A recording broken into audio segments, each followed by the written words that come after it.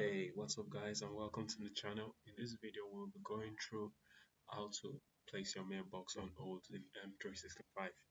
Particularly we'll be taking a look at some of the important hold that organizations usually use to place their mailbox on hold. Now, first, before I go through those things, I just want to explain one or two things. Now, when you place a mailbox on a hold, there are two popular holds. There is the litigation hold and there's the organization-wide hold, which you can set up in the M365 Compliance Admin Center. When you place a mailbox on your hold, should in case, let's say you have a big organization and then you have to put your monitor your users and emails and then place the users emails on hold for litigation purposes, probably for compliance reasons, for legal reasons in the future. You can place those mailbox on hold, on either a litigation hold or an M365 organization wide hold, and I'm going to show you how to do just that.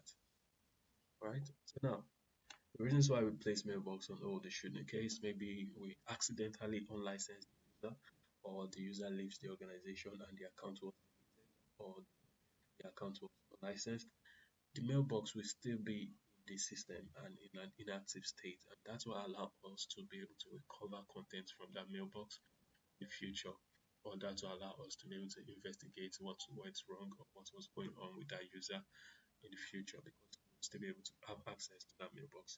And should in case maybe we want to recover that mailbox and assign that mailbox to another user in the organization, we can do just that.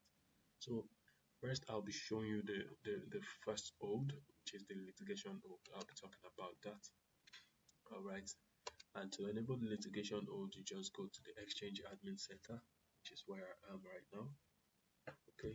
So alright, in the Exchange Admin Center, you click on Mailbox. Scroll down to the mailbox, user's mailbox that you wish to place on hold.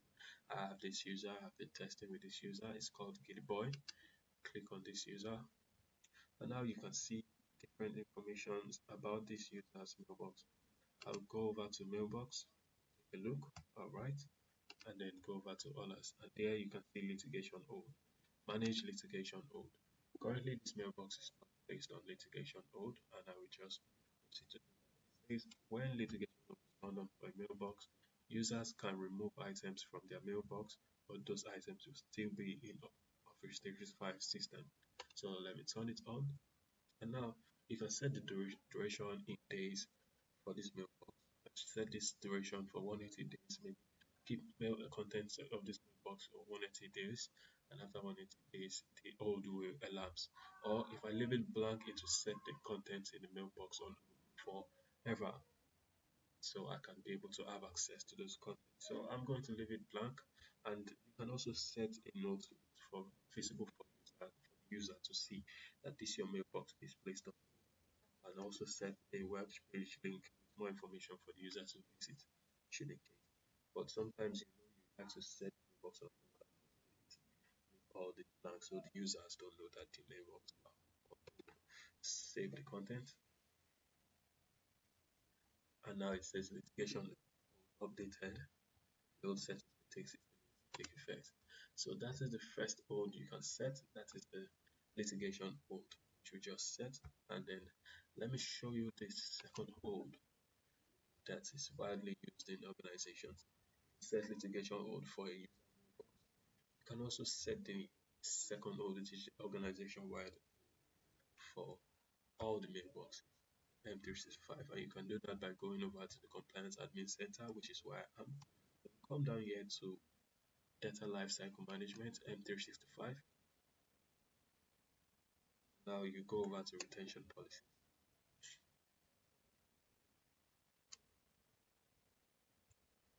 Alright, done. Now here in the retention policies, we can create a new retention policy. Your users can create a lot of content every day, from emails, Teams, and Yammer conversation. Use your retention policies to keep contents you want and get rid of what you don't. So you can preserve content, virtually every content you are creating and generating in M365 system can be preserved using retention policy. can be set up as an organization-wide hold. Everybody's content can be reserved in the system. So I'll just name the hold, let's say central hold. Okay, go over to next, and then I will go over to next here. Let's set this information for static because I know the location of the content I want to preserve. And then here is an important part here.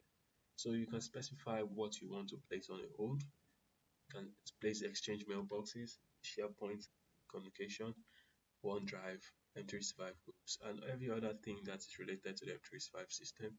I'll just untick all these ones because I don't need that at the moment. Also, you can, now it says included all mailboxes. You can set all the mailboxes in the on this retention policy hold, or you can just exclude and just specify particular user that you want to place on. So just for the purpose of this video, I'll place it on this retention hold. So I'm just placing only one mailbox on this hold. Alternatively, I could just say place all the mailboxes on the hold, and then I could just exclude one user if I want. Understand? But I just want to place Giddy on this hold just for the purpose of this video. Now, when you go over to next and it says retain items for a specific period of time, you can specify the time years or customized, or you can say start the retention period based on when the item was created, or based on when the item was created, or when the item was last modified. Okay, I'll say when the item was created. And then what I want to use here is that I want to retain the items forever. Items will be retained forever whenever, even if a user deleted them. So when I click on next, and now I can now submit. So now that mailbox will be placed on hold. If I wanted, I would have specified all the mailboxes and everybody in the organization will be on this organization-wide hold. So done. So now those two holds will take effect. I will show you in a moment that those holds are active on the user's mailbox using PowerShell commands. But let's go over to the inactive mailbox section. Now, should in case you place the user's mailbox on hold, either it was a litigation hold, discovery hold, organization-wide hold, or whatever, and that user was accidentally unlicensed, or the user was deleted because the user left the organization, the mailbox will be converted from a subdeleted mailbox to an inactive mailbox automatically and will remain in the system for as long as the hold was specified. So if the hold was specified for 7 years, the mailbox will remain in the system for 7 years. The hold was specified to be there forever, the mailbox will be there forever unless the hold is removed. So, and then also you can set a user mailbox to be on multiple types of hold, not just one hold. You can set a litigation hold and still set an organization-wide hold on that mailbox at the same time. So now let's refresh. I'm at the inactive mailbox section. So here you can see a lot of mailboxes. All these users you see, I created them, I assigned license to them, they had mailboxes, and then I deleted them sometime past, but the mailbox were on hold. So you can see the mailboxes are still in the system, and I can recover this mailbox using PowerShell commands. I'm going to create a video just that, how to recover inactive mailboxes using PowerShell commands. So subscribe to this channel so that you don't miss that video. So alright, so these are all the mailboxes. So whenever you want to recover an inactive mailbox, that is a mailbox that was placed on hold by you in the past and the user was deleted, you can always come here and find that user, click on the user, and then you will see the exchange identifier for that user's mailbox account. This is what you'll be using to work with the PowerShell section to recover this mailbox, because this identifier is unique for that user's mailbox in the system.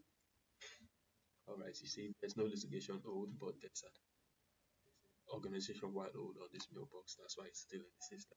So now the mailbox should have been placed on hold by now. If everything should have been set, so let's just confirm. Okay, manage litigation hold. So you can see the date hold was created, the hold is active, the hold was set by NSI boss, that's my global account, that's me. So the litigation hold is on for this user's mailbox. And then we can confirm this using some PowerShell commands which I've already gotten ready. So it says get mailbox, get hyphen mailbox, and then I specify the identity of the mailbox, which is gidi at nsicentral.store. And then I also specified, then I pipe that to full list to display in the full list litigation hold enabled, comma, in place holds. If I click enter, okay, just hold on, click enter, and now you can see litigation hold enable is set to true. That means there's a litigation hold on that mailbox. In place hold is also enabled. And now this in place hold is kind of interesting because it gives us the value in this the GUID for that in place hold that is acting on that mailbox. You understand? So it gives us the ID of that in place hold. So because this mailbox was placed on hold, there will be a value in between these curly brackets. But if, for example, if I check another mailbox that was not placed on hold,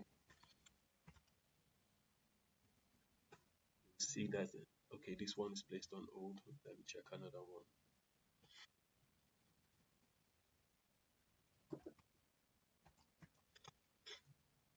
Okay, so now you see place litigation hold and in place hold is MC calling brackets. So that means there's no hold placed on the box by me for this box account. So, but for the DB, it's placed on hold, and then you can see the hold right here. So that is it. That is how you place a mailbox on hold in the system, and then you can just confirm the mailbox here, and then confirm using this PowerShell commands. And if the mailbox was accidentally deleted in future, or if the user was accidentally deleted or the mailbox user was licensed and was placed on the hold, you can just run hyphen mailbox hyphen inactive mailbox, enter, and then that will show you all the inactive mailboxes in the system. So if this user was deleted by me, the mailbox will automatically be converted to a mailbox, of course, and then it will also be automatically converted to an inactive mailbox because of the code that was specified for the detection of the user's account, and the mailbox will show here as an inactive mailbox and can still be recovered using PowerShell commands so long as the hold is still the mailbox. And that's it from me. Thank you so much guys for watching this video. If you love this video, please like the video, subscribe to the channel. There will be more videos coming. I'll see you in the next one.